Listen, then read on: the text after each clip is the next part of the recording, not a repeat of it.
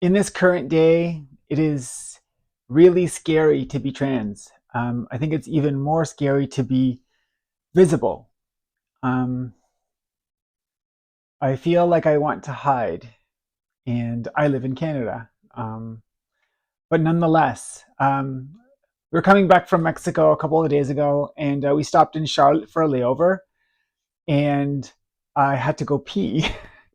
And I was like, am I allowed to go to the washroom in the women's washroom in the States? And I wasn't sure of the answer.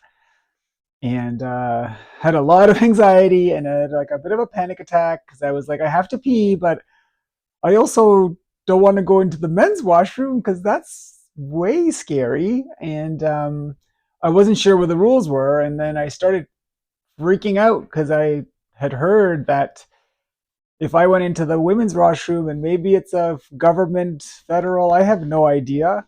And I was supposed to go into the gender of the bathroom I was supposedly born into. Um, then I would, so I didn't want to go to the washroom. And Madison talked me down and, said, you need to be able, you can go. And I went and there was no incident, obviously.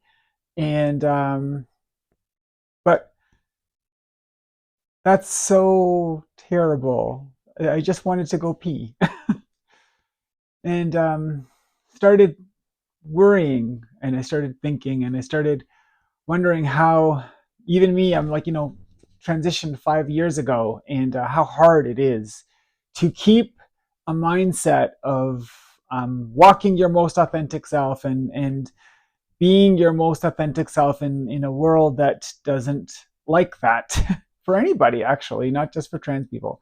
Because, authenticity works against fascism. So, anyways, and so mindset is so key in these moments. It is what will take us from, you know, surviving to thriving. And even in this new climate that it seems to be percolating throughout the whole world, especially in the United States. And I know this is a very somber type of emotion and message, but it is one that I think needs to be shared. So, how do we do that? How do we work through the mindset of feeling attacked and having to validate our existence in a world that some people don't see and don't allow us to have in effect because they are in power. And so the question is mindset. How do we do it? And it is one that requires a very a very solid and very deep understanding of oneself, and it means being able to stand up to the injustices, and it means standing up for your right to be happy in a world that does not want us to be happy. Doesn't want anyone to be happy, actually. It wants everyone to just be tolerable and tolerant and you know tolerant of their misery, I guess, is more is more the way of looking at it. um, every person fighting for their piece of the scraps, instead of the other way around. So that's the world we live in, and mindset is going to be the thing that allows you to stay on your journey and keep fighting for your right to happiness and the alternative, which is not good. So, how do we do that? I think distractions. I actually don't even open the news anymore because it's affecting my mental health. Honestly, I like just like I'm not able to look at the news and then just bounce back and be my happy self. keep yourself away from the distractions and these negative things. And if you focus on your own journey and your own path and those people around you, that, you know, that close circle of friends or lovers or community that you have, and just being able to constantly see one another and validate one another, and, you know, keep each other close, because it is so difficult to be an island in a world that wants us to all be on islands. So community and connection and support and all of these things help us, and we stay on our journey and we validate those of our friends and close people. And I think that's how we work through this time. And then once we have that big community and we're organized and we can, you know, finally stand together, and it is such a difficult road ahead. And I think that having the right mindset and having a resilience and belief in oneself and community and connection and working towards self-improvement, working towards goals, however small or big those goals are, is what will take you out of that negative mindset and that negative tailspin. And I know how hard it is, because we have so many things going on in our lives: transition, work, friends, lovers, society, politics, the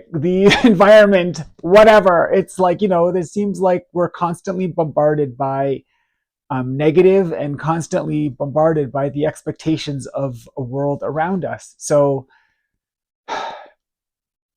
focusing on yourself, focusing on your growth and development, and helping those people around you also have that for themselves, and really is the cornerstone of resilience and strength in a time where it is very difficult to have that positive mindset. So if you're struggling with your journey, your transition, you just need community, and this is the time to build it.